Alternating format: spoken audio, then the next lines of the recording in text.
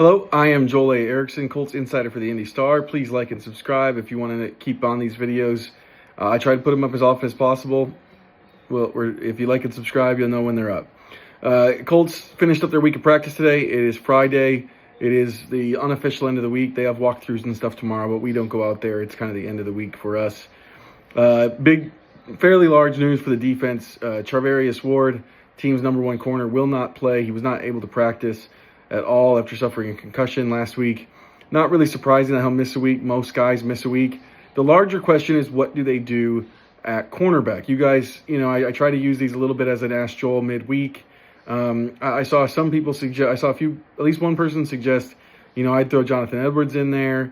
I've seen some other people suggest, it's just they're in trouble. What do they do? I think this can go a couple of ways. I think Mekhi Blackmon could either be like a full-time starter, I'm starting to think that just maybe if I reorient my brain around what Lou Anarumo wants to do, I think maybe this could be like a timeshare between Blackmon and Edwards. He likes to play matchups. At the corner position. They like Blackmon's speed.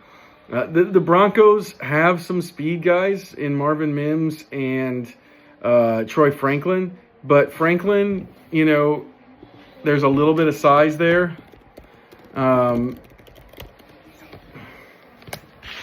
That's a guy who's younger. I wonder if maybe he's 6'2". I wonder if maybe you want Jonathan Edwards on him sometimes. Maybe you want both of them on the field in a dime every once in a while. I'm curious to see exactly how they handle this. Ward is supposed to be the steady rock there. I think, him having a concussion, you assume he'll be back soon, if not next week, the week after that. But in his absence, I think you expect Xavier Howard to kind of play that #1 role. That means, will he travel with Courtland Sutton? Courtland Sutton is the big Broncos receiver. That's Bo Nix's favorite target. Do they do that? Do they shift these guys back and forth? It's going to be interesting to see exactly what they do when they don't have their #1 corner there to match up. The other person that we're watching is Laiatu Latu, the defensive end.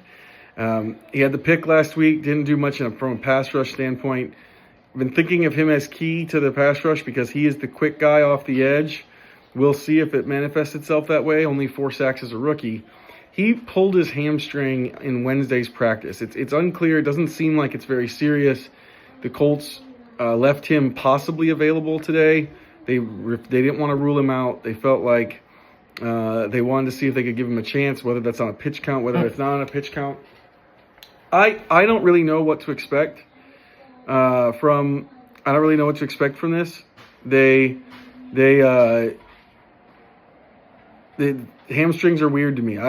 Players play through hamstrings sometimes in the NFL. I don't know how to do that. Hamstring to me is an injury that can crop up at any time, and so you usually want to heal. You just saw with Jalen Jones, he missed time. They got back in. They thought he was fine. He pulled his hamstring again or injured his hamstring again on a special teams play last week. So I would think you don't want to mess with this. You pull Laiatu Latu. Maybe they do imaging on all this. They do MRIs on all this to ascertain the severity of it. So maybe they feel like it's really not that big of a deal. Maybe it's not. They don't think of it as a pull. Maybe they think of it as something else. We don't know that stuff, but I generally think, my thought is, you be careful with the hamstring because you don't want it to linger and continue and cost 4 or 5 or 6 weeks instead of just 1. But at the same time, Latu is a big player for them. Maybe they can put him on a pitch count. Maybe they feel good about where the imaging they've seen, the MRI that they've seen of his hamstring. We'll find out. If he can't go, I think the obvious answer is JT Tuimoloau is active this week. He was a healthy scratch last week. They said they felt like they needed defensive tackles. And then they said that could be matchup dependent. It could also be injury dependent. And I think that's what we have this week. I think whether or not Laiatu Latu plays, JT Tuimoloau will be active for the first time on Sunday, the 2nd-round pick. The hard thing is this. Nobody else really profiles the same way Latu does. Latu is fast. He's smaller. He's more explosive.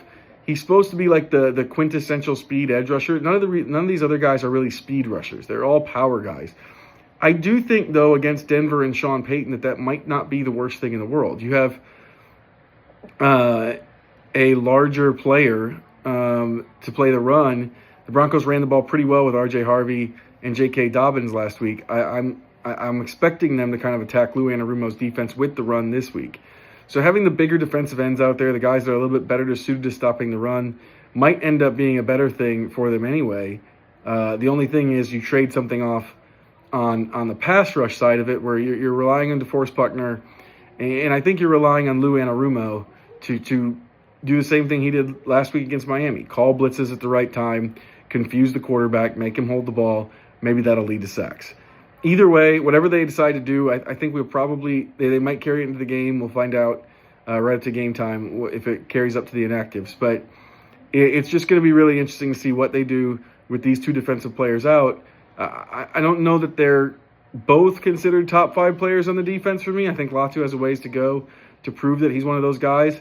But in terms of most important positions, most unique positions, they're definitely in there. And so it'll be interesting to see how the defense handles missing 2 of those players. For the Indy Star, I'm Joel A. Erickson. Like I said, if you want more of this, please like and subscribe.